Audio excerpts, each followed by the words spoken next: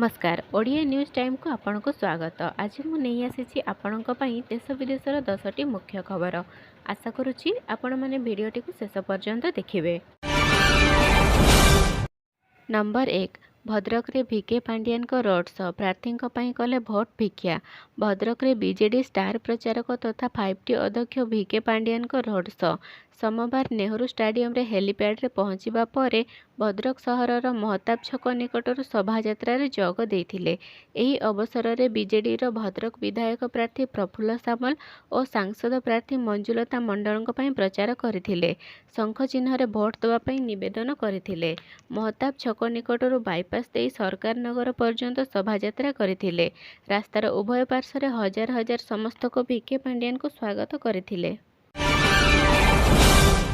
Number 2 अंतरीण जामिन अवधि बढ़ाइबाकू supreme court रे केजरीवाल को अनुरोध। अंतरीण जामिन रे आसीथिबा दिल्ली मुख्यमंत्री अरविंद केजरीवाल को अवधि वृद्धि करबाकू अनुरोध करिसंती। जामिन अवधि आउ 7 दिन बढ़ाइबाकू केजरीवाल सुप्रीमकोर्ट रे आवेदन करिसंती। स्वास्थ्यगत समस्या दर्शाई एही आवेदन करिसंती केजरीवाल। दल पक्षरु कुहा जायछि जे केजरीवाल को डाक्तरी परीक्षा कराइबाकू पड़ुथिबारु से जामिन अवधि वृद्धि करबाकू चाहुछंती। एथिपई सुप्रीमकोर्ट रे एक आवेदन मध्य करिसंती। ब्लॉक हेब फेक विदेशी कॉल टेलीकॉम कंपनी को सरकार को कार्यानुष्ठान निर्देश। विदेशी फेक कॉल द्वारा हैरान होउछंती लोके। टेलीकॉम यूजर्स को ठकेई करबा लक्ष्य रे एभली कॉल बारंबार आसुछि। एभली कॉल उपरे सरकार कार्यानुष्ठान ग्रहण करिसंती। फेक कॉल गुड़िक ब्लॉक करने को टेलीकॉम कंपनी को सरकार निर्देश देइछंती। भारतीय ग्राहकों निकट में एभली कॉल जेभली न पहुँचब से उपरे कार्यपंथा ग्रहण करने को कंपनी को कुहा जाइछि। एही आदेश अनुसार कंपनी प्रथमे फेक कॉल चिन्हट करेंगे, याको त्वरित भित्तिरे ब्लॉक मध्य करेंगे। नंबर 4 बात्या रेमाल 2 घंटा भीषण रूप पश्चिमबंग में व्यापक क्षति। बांग्लादेश और पश्चिमबंग में बात्या रेमाल तांडव। बड़ बड़ गछ भांगिबा सहित विद्युत खुंट उपाड़ी फिंगिला बात्या। घरद्वार भांगिबा सहित व्यापक क्षति पहुंचाइछि। रविवार राति प्राय 10:30 बेले बात्या रेमाल लैंडफॉल प्रक्रिया आरंभ होइथिला। 2 घंटा पर्यंत एही प्रक्रिया चलीथिला। स्थलभाग छुईबा बेले भीषण रूप धारण करिथिला। एही समय घंटा प्रति 110 ରୁ 120 किलोमीटर बेगरे पवन बहिथिला। सेहीपरि झटका पवन घंटा प्रति 135 किलोमीटर पर्यंत पहुंचीथिला। स्थानीय पुलिस प्रशासन और रेस्क्यू टीम तुरंत उद्धार कार्य जारी रखिछंती। सेपटे भारतीय तटरक्षी बाहिनी उपकूल उपरे नजर रखिछंती। नंबर 5 पाणीपाग सूचना। तातीरू मिलिब त्राही। आसंता 5 दिन भितर केरल छुईब मौसुमी।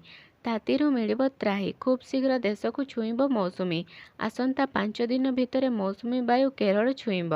दक्षिण पश्चिम मौसुमी वायु अंडमान निकोबर पहुंची सारिछि। यह आसंता मे 31 किंबा जून 1 तारिख केरल उपकूल छुईब बोली भारतीय पाणीपाग विभाग आकलन करिछि। आईएमडी रो सूचना अनुसार साधारणतः प्रतिवर्ष पाखापाखि जून पहिला आड़कू मौसुमी वायु केरल पहुंची थाए। तापरे कर्णाटक, आसाम, त्रिपुरा एवं गोवा रे यह जून 5 सुधा प्रवेश करिथाए। जून 10 सुधा मौसुमी वायु तेलंगाना, सिक्किम एवं महाराष्ट्र प्रवेश करिबो। नंबर 6 चलित थर स्वाभाविक ठारू अधिक रहिबो मौसुमी वर्षा। भारतीय पाणीपाग विज्ञान दक्षिण पश्चिम मौसुमी को नहीं दीर्घकालीन पूर्वानुमान जारी करिछि। यह अनुसार चलित वर्ष मौसुमी वर्षा स्वाभाविक ठारू अधिक हेबार आशा रहिछि। आईएमडी अनुसार मौसुमी सामान्य ठारू अधिक रहिबार 32% संभावना रहिछि। एलपीए आधार रे यह 105% ରୁ 110% रहिबो। यह 29% संभावना जे मौसुमी वर्षा अधिक हेबो। एलपीए अनुसार यह 110% ରୁ अधिक अटे। उल्लेखयोग्य जे 1971 ରୁ 2020 अवधि को नहीं पूरा सीजन पर एलपीए 87 सेमी रही। रिपोर्ट अनुसार देशर अधिकांश कृषि क्षेत्र पर मध्य खुशी खबर अटे। नंबर 7 आज 2 ରୁ 3 डिग्री पर्यंत ओडिशा रे बढ़िबो तापमात्रा। आज राज्य रे पाणीपाग रे परिवर्तन आसिबो। 2 ରୁ 3 डिग्री पर्यंत दिनर तापमात्रा वृद्धि पाइबा नहीं आकलन करिछि पाणीपाग विभाग। ତେବେ ଭୀଷଣ ବାତ୍ୟା ରେମାଲ ବାତ୍ୟାରେ ପରିଣତ ହୋଇଛି। ବର୍ତ୍ତମାନ ଓଡ଼ିଶାକୁ ଏହାର ବିଶେଷ ପ୍ରଭାବ ନାହିଁ। ଏଭଳି ସୂଚନା ଦେଇଛନ୍ତି ଆଞ୍ଚଳିକ ପାଣିପାଗ ବିଜ୍ଞାନ କେନ୍ଦ୍ରର ନିର୍ଦ୍ଦେଶିକା ମନୋରମା ମହାନ୍ତି। ସେ କହିଛନ୍ତି ରାଜ୍ୟର ସ୍ଥଳଭାଗରେ ବର୍ଷା ଘଡ଼ଘଡ଼ି ବିଜୁଳି ପବନ ହେବାର ବିଶେଷ ସମ୍ଭାବନା ନାହିଁ। କେତେକ ସ୍ଥାନରେ ସ୍ୱଳ୍ପ ପରିମାଣର ବର୍ଷା ହୋଇପାରେ। ଆଜିଠାରୁ 2ରୁ 3 ଡିଗ୍ରୀ ତାପମାତ୍ରା ବଢ଼ିବ। ଆଗାମୀ 5 ଦିନ ପର୍ଯ୍ୟନ୍ତ ହିଟ୍‌ୱେଭ୍ ସ୍ଥିତି ସମ୍ଭାବନା ନାହିଁ। ନମ୍ବର 8 ସର୍ବକାଳୀନ ରେକର୍ଡ ଛୁଇଁବା ପରେ ଖସିଲା ସେୟାର ବଜାର। ସୋମବାର ଭାରତୀୟ ସେୟାର ମାର୍କେଟ ନୂଆ ରେକର୍ଡ ଛୁଇଁବା ପରେ କାରବାର ଶେଷରେ ପୁଣି ତଳକୁ ଖସି ଆସିଛି। ବିଏସ୍ଇ ସେନ୍ସେକ୍ସ 19.89 ବା 0.30% ହ୍ରାସ ହୋଇ 75,390ରେ ବନ୍ଦ ହୋଇଛି। ସେହିପରି ଏନ୍ଏସ୍ଇ ନିଫ୍ଟି 24.65 ଅଙ୍କ ଅର୍ଥାତ୍ 0.11% ହ୍ରାସ ସହିତ 23,931ରେ ବନ୍ଦ ହୋଇଛି। ଏହା ପୂର୍ବରୁ କାରବାର ସମୟରେ ସେନ୍ସେକ୍ସ 76,009 ସର୍ବକାଳୀନ ରାଜସ୍ତରରେ ପହଞ୍ଚିଥିଲା। ଏଥିରେ 500 ପଏଣ୍ଟ ବୃଦ୍ଧି ହୋଇଥିଲା। ସେହିପରି ନିଫ୍ଟି 50 ମଧ୍ୟ ରେକର୍ଡ ସ୍ତରରେ ପହଞ୍ଚି 23,108 ହୋଇଥିଲା। ଏଥିରେ 100 ପଏଣ୍ଟରୁ ଅଧିକ ବୃଦ୍ଧି ହୋଇଛି। Number 9 Guinness book of world ରେକର୍ଡସର ରୋଲର ସ୍କେଟିଂରେ ଭାଗ ନେବ ଓଡ଼ିଶା ଦଳ। କର୍ଣ୍ଣାଟକର ବେଲଗାଁଓରେ ଚଳିତ ମେ 28ରୁ 31 ପର୍ଯ୍ୟନ୍ତ Guinness book of world records roller ସ୍କେଟିଂରେ ପ୍ରତିଯୋଗିତା ଆୟୋଜିତ ହେବ। ଏଥିରେ ଅଂଶଗ୍ରହଣ କରିବା ଲାଗି 18 ଜଣିଆ ଓଡ଼ିଶା ଦଳ ମନୋନୀତ ହୋଇଛନ୍ତି।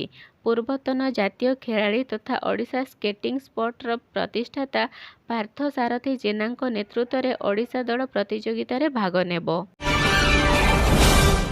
ନମ୍ବର 10 ଆଇପିଏଲ୍ 2024 କାହାକୁ ମିଳିଲା କେତେ ଟଙ୍କା ଓ ପୁରସ୍କାର? ଶେଷ ହୋଇଛି ଆଇପିଏଲ୍ 2024 ସଂସ୍କରଣ। ସମସ୍ତଙ୍କୁ ପଛରେ ପକାଇ କେକେଆର୍ ବନିଛି ଚାମ୍ପିୟନ। ଆଇପିଏଲ୍ ପାଇଁ ମୋଟ 46.5 କୋଟି ଟଙ୍କା ରହିଥିବା ବେଳେ ଏହାକୁ ୱିନର, ରନର୍ସ ଅପ୍ ଓ ଶ୍ରେଷ୍ଠ ପ୍ରଦର୍ଶନ କରିଥିବା ଖେଳାଳିଙ୍କ ମଧ୍ୟରେ ବାଣ୍ଟି ଦିଆଯାଇଛି।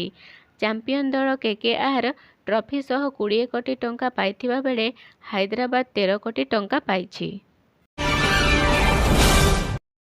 ଭିଡ଼ିଓଟିକୁ ଶେଷ ପର୍ଯ୍ୟନ୍ତ ଦେଖିଥିବାରୁ ଆପଣଙ୍କୁ ବହୁତ ବହୁତ ଧନ୍ୟବାଦ। ଏହିପରି ଅପଡେଟ୍ ନ୍ୟୁଜ୍ ପାଇବାକୁ ହେଲେ ଆମ ଚ୍ୟାନେଲଟିକୁ ସବସ୍କ୍ରାଇବ୍ କରିନିଅନ୍ତୁ।